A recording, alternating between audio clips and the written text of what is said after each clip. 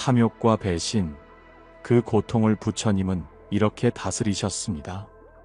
사람 사이의 마음은 기대에서 비롯되지만 기대가 클수록 실망도 깊고 탐하는 마음이 클수록 그 끝은 배신이 되어 돌아오곤 한다. 누군가를 믿었기에 더 아팠고 나눴다고 믿었기에 더 상처받았고 함께였기에 외로워졌다 말하는 이들이 있다. 그 마음을 부처님께서도 한 제자를 통해 들으셨다. 마음이 흔들리는 한 젊은 제자가 조용히 다가와 속삭이듯 털어놓았다. 가까웠던 이에게 배신당했다는 말, 그 사람의 욕심이 나를 무너뜨렸다는 고백, 그리고 자신도 언젠가 누군가에게 그런 사람이었을지 모른다는 두려움까지. 부처님은 그 말에 고개를 끄덕이며 한 편의 이야기를 꺼내셨다.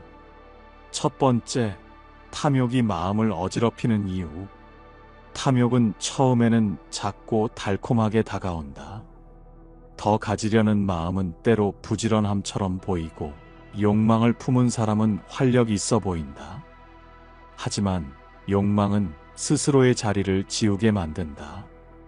이미 가진 것을 잊게 하고 남의 것을 부러워하게 하며 끝내는 나에게 있던 것조차 흘려보내게 한다. 사람이 무너지는 것은 무거운 짐 때문이 아니라 짐을 더 실으려는 마음 때문이었다. 한 번은 부처님 곁에 머물던 상인이 있었다. 마을에선 부지런하고 성실한 사람으로 칭송받았지만 그는 어느 날부터 사원을 찾아오지 않았다. 몇 달이 지난 후 부처님 앞에 찾아온 그는 몸은 여전히 단정했으나 얼굴엔 피곤이 가득했다. 부처님께서 물었다. 그대의 마음은 어디에 있느냐? 그는 고개를 숙이며 말했다. 욕심이 생겼습니다. 더 많은 땅을 갖고 싶고 더 많은 돈을 모으고 싶었습니다. 그렇게 움직이다 보니 이곳에도 사람들에게도 점점 마음이 닫혔습니다. 부처님은 조용히 말씀하셨다. 가진 것이 많다고 편한 것이 아니다. 탐하는 마음은 물을 퍼내는 바가지와 같아서 손에 물이 닿는 듯해도 결국엔 아무것도 남지 않는다. 그는 눈을 감고 말했다. 처음엔 가족을 위해 시작했는데 이제는 무엇을 위해 사는지도 모르겠습니다. 부처님은 그의 손을 가리켰다. 그 손은 지금도 움켜쥐고 있으나 그 안엔 아무것도 없다. 이제는 그 손을 펼쳐야 할 때다. 그리고 잊지 말거라. 내가 욕망을 좇을수록 내 마음은 점점 내 곁을 떠난다. 두 번째, 배신당한 마음, 그 고통을 어떻게 다스려야 할까? 제자의 말은 조용했지만 그 속에 담긴 마음은 무거웠다.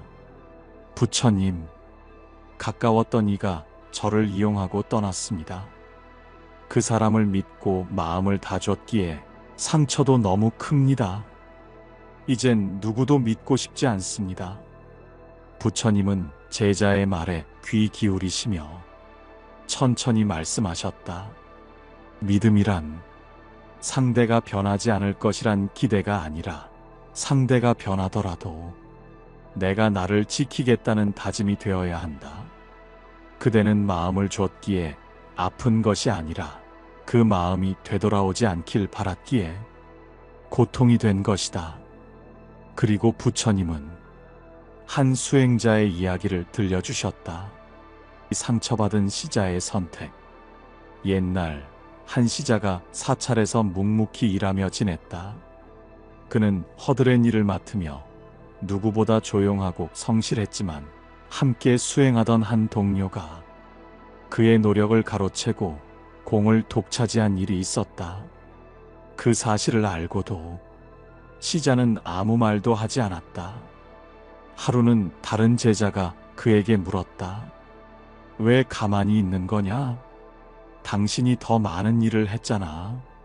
당신이 더 인정받아야 하지 않느냐? 그 시자는 조용히 말했단다. 내 마음이 흐트러지는 것이 이 일보다 더 두렵습니다. 상대가 나를 속일 수는 있어도 내 마음까지 어지럽히게 두고 싶진 않습니다. 부처님은 그 이야기를 들려주신 후 제자에게 말씀하셨다. 배신은 타인이 만들어낸 그림자지만 그 그림자를 따라다니느냐 떠나보내느냐는 그대의 선택이니라.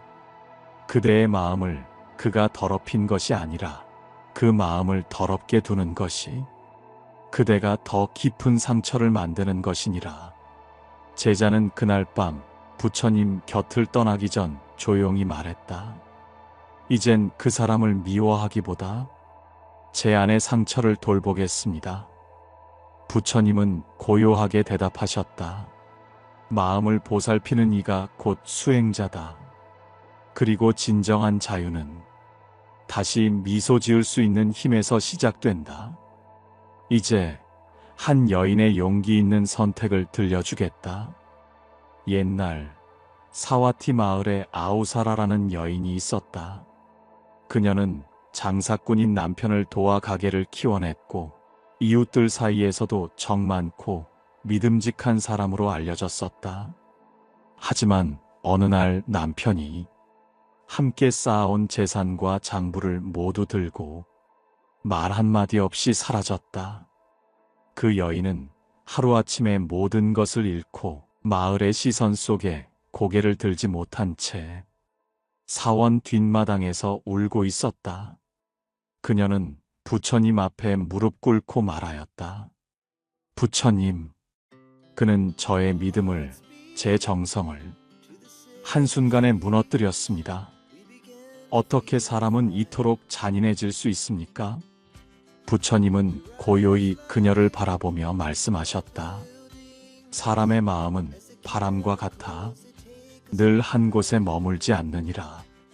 그러니 바람을 원망하지 말고 그 바람 속에서도 꺼지지 않은 그대의 등불을 보거라.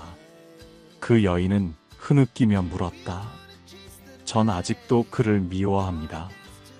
그 미움이 가슴을 짓누릅니다. 부처님은 미소 지으며 말씀하셨다. 그대를 배신한 이는 그대가 아니다. 그러나 그대를 미워하는 것은 오직 그대 자신이다. 이제 그대를 괴롭히는 것은 그가 아니라 그대를 놓아주지 못한 그대의 마음이니라. 그 여인은 며칠간 사원에 머물며 매일 아침 연못가에 나아가 자신을 향해 이렇게 속삭였다고 한다. 나는 나를 미워하지 않겠다. 누가 나를 버렸든 나는 나를 지켜야 한다. 그녀는 훗날 작은 바느질방을 열어 자신과 같은 여인들에게 일을 나누었고 마을 사람들은 그녀를 자비를 일깨운 여인이라 불렀다. 탐욕과 배신에서 벗어나는 수행의 길. 사람들은 마음이 다치면 세상을 탓하고 남을 탓하고 끝내는 자기 자신까지 탓하게 된다. 하지만 부처님은 말씀하셨다. 고통은 타인의 행위에서 비롯될 수 있지만 그 고통을 반복하는 것은 스스로의 마음이니라. 탐욕은 바깥에서 시작되지만 그 불을 꺼야 할 곳은 그대 마음속이다. 이야기 한 편을 더 들려주겠다. 땅을 두고 등을 돌린 형제. 옛날 마가다국 남쪽 시골 마을에 아난타와 마하데바라는 두 형제가 살고 있었다. 두 사람은 아버지에게 물려받은 넓은 논과 밭을 함께 일구며 화목하게 살아가는 것으로 유명했다. 둘 다 성실하고 착했고 마을 사람들 누구도 형제를 갈라놓을 수 없을 만큼 사이가 좋았다. 그런데 형들의 아버지가 돌아가시며 유언 하나를 남겼다. 이 땅은 너희 둘이 평생 함께 일구며 살아가거라. 따로 나누지 말고 서로를 가족처럼 여기며 지켜라. 처음엔 그 유언을 잘 지키고 있었다. 땅은 형이 관리하고 수익은 동생이 나누어 정리했다. 하지만 어느 해 가뭄이 들고 수확량이 줄자 문제가 시작되었다. 동생 마하대바는 땅 일부를 팔아서 손해를 메꾸자고 했고, 형 아난타는 아버지의 유언을 어기게 된다며 반대했다. 처음엔 말로 다퉜지만 시간이 지날수록 감정은 깊어졌고, 결국 동생은 자신 몫이라 주장하며 몰래 땅 일부를 외지인에게 팔고 말았다. 그 사실을 알게 된 형은 분노에 휩싸였다. 너는 아버지의 뜻을 배신했어. 이제 우리 형제가 아니라 남보다 못한 사이다. 둘은 서로 얼굴도 보지 않게 되었고, 그들 사이에 있던 노는 이웃들 사이에서 등 돌린 형제의 땅이라 불리게 되었다. 부처님께로 향한 길. 어느 날 두 형제는 각기 다른 마음으로 부처님께 향했다. 형 아난타는 억울하고 화가 난 마음으로, 동생 마하대바는 죄책감과 미움이 뒤섞인 마음으로 부처님 앞에 섰다. 먼저 형이 말했다. 부처님, 저는 정직하게 살았고 아버지의 뜻을 지키려 했습니다. 그런데 동생은 저를 속이고 땅을 팔았습니다. 이건 명백한 배신입니다.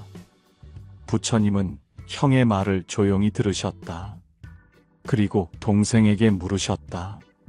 그대는 왜 그 땅을 팔았느냐? 마하대바는 고개를 숙이고 대답했다. 가뭄이 들고 아이들 먹이고 입힐 살림도 넉넉하지 않았습니다. 저는 땅보다 가족을 지키고 싶었습니다. 하지만 형의 뜻을 거스른 것이 이토록 깊은 상처를 남길 줄 몰랐습니다. 부처님은 두 형제를 번갈아 바라보며 말씀하셨다. 형제란 같은 뿌리에서 피어난 두 가지 줄기와 같느니라. 줄기가 아무리 커져도 뿌리를 잊으면 결국 시든다. 너희의 갈등은 땅 때문이 아니다. 탐하는 마음이 커졌기에 뿌리를 놓아버린 것이다. 형은 고개를 떨궜고 동생은 눈물을 흘렸다. 부처님은 다시 말씀하셨다.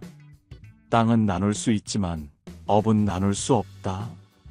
그대들의 선택은 결국 각자의 마음에 남게 될 것이다.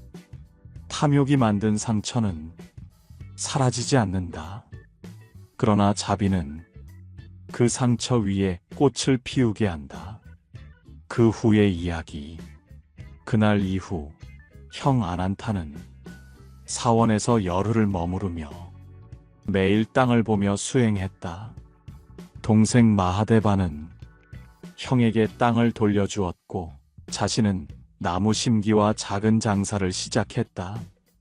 몇 해가 흐른 뒤 두 사람은 함께 논 옆에 작은 사찰을 지어 자비의 땅이라는 이름을 붙였다. 사람들은 다시 말하기 시작했다. 저곳은 한때 등을 돌린 형제의 땅이었지만 이제는 서로를 용서한 땅, 마음을 나눈 형제의 땅이다. 부처님의 마지막 말씀. 재산은 나눌 수 있어도 마음은 나누지 않으면 아무것도 함께한 것이 아니다.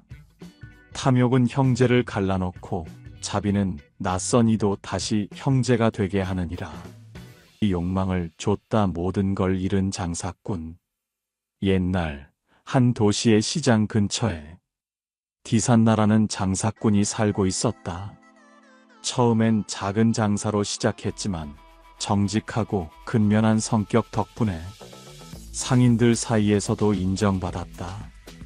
그러던 어느 날 근처에 더 큰 시장이 새로 열리고 그곳에 진출한 사람들은 더 많은 이익을 얻는다는 소문이 돌기 시작했다. 디산나 역시 그 기회를 놓치고 싶지 않았다. 이 기회를 놓치면 후회할지 몰라. 지금 더 크게 벌어야 해. 그는 자신이 살던 집을 담보로 잡고 가게를 확장하며 사람을 늘렸다.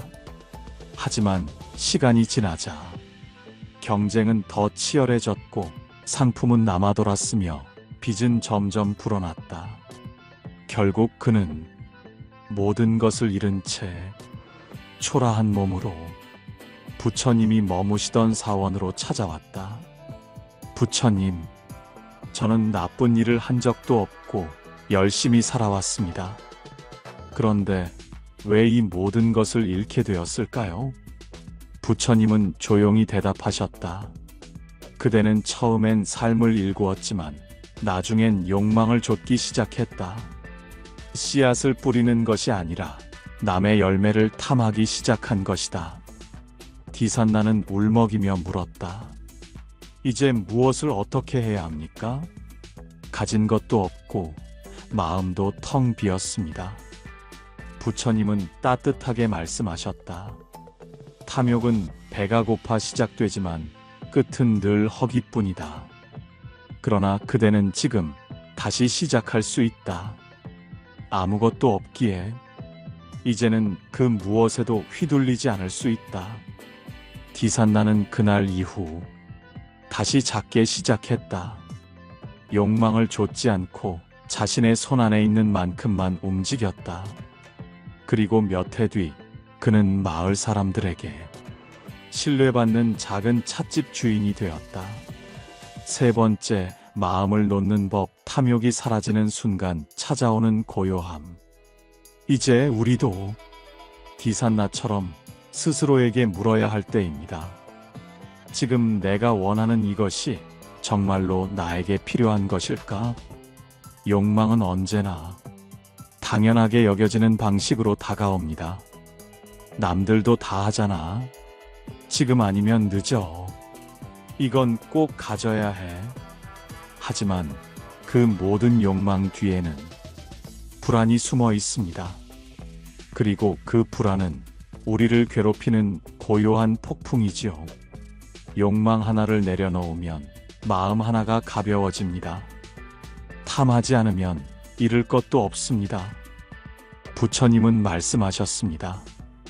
더 가짐이 평온을 주는 것이 아니라 덜 탐함이 자유를 부른다. 마음을 덜 채우는 이가 가장 가볍게 걷는다. 오늘 하루 무언가를 더 가지려 애쓰는 대신 마음을 덜어내는 연습을 해보세요. 내가 나를 괴롭히던 무게가 사실은 내가 움켜쥐던 것이었음을 조용히 알아차릴 수 있을지도 모릅니다. 수행일, 내려놓기 위한 관찰. 탐욕을 없애려 하지 말고 탐욕이 올라오는 순간을 가만히 바라보라. 이걸 가져야 마음이 편해질 거야. 저 사람이 없으면 나는 무너질 거야. 그 생각이 올라올 때 그 마음을 따라가지 말고 숨처럼 바라보는 것이다. 수행이 비움의 말 한 줄. 욕망이 올라올 때 스스로에게 자비로운 한마디를 건네라. 이것이 없어도 나는 괜찮다. 그 사람 없이도 나는 살아갈 수 있다. 탐하지 않아도 이미 충분하다. 말은 업이 되고 업은 삶을 이끌게 된다. 그러니 매일 마음을 다독이는 짧은 수행 문장을 남겨야 한다. 수행 3. 내 마음의 진심 회복하기. 탐욕도 미움도 사실은 그대가 진심으로 살아가고 싶어서 일어난 것이다.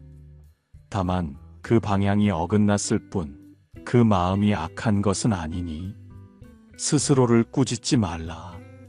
욕망을 끊는 것이 수행이 아니라 욕망을 지켜보며 그 아래 숨겨진 외로움과 두려움을 자비로 안아주는 것이 수행이다. 부처님은 말씀하셨다. 누구도 마음을 다치지 않고 살아갈 수는 없지만 마음을 회복할 수 있다는 사실이 그대를 다시 살아가게 한다. 네 번째, 비움으로 살아낸 사람들. 탐하지 않고도 평온했던 살. 세상은 언제나 더 가지라고 말한다. 더 높은 자리, 더 많은 돈, 더 큰 집. 사람들은 그 속에서 숨가쁘게 살아가며 스스로에게 묻는다. 나는 지금 잘 살고 있는가? 그런데 잘 살고 있다는 기준은 언제나 남의 눈에 의지해 있다. 부처님께서는 어느 날 제자들에게 물으셨다. 너희는 탐하지 않고 살아가는 삶이 어떻게 보이느냐? 어떤 제자는 목표도 없이 무기력한 삶 같습니다. 어떤 제자는 욕심이 없으면 성취도 없습니다. 라고 대답했다. 부처님은 조용히 웃으며 이야기 하나를 들려주셨다. 사례 1 가장 가난했던 농부, 그러나 가장 평온했던 사람. 마가다국 외곽에 니아사라는 나이 지긋한 농부가 살고 있었다. 그는 땅도 작았고 하루 벌어 하루 먹고 살았다. 하지만 그는 늘 웃는 얼굴로 사원 앞에 앉아 지나가는 사람마다 따뜻한 눈으로 인사했기에 사람들은 그를 밝은 사람이라 불렀다. 어느 날 한 상인이 그에게 물었다. 자네 가진 것도 없고 지금껏 큰일을 한 적도 없는데 왜 그리 태평한가? 니아사는 대답했다. 나는 아침에 볕을 받으며 일하고 저녁엔 별을 보며 쉰다네. 탐하는 게 없으니 놓칠 것도 없지.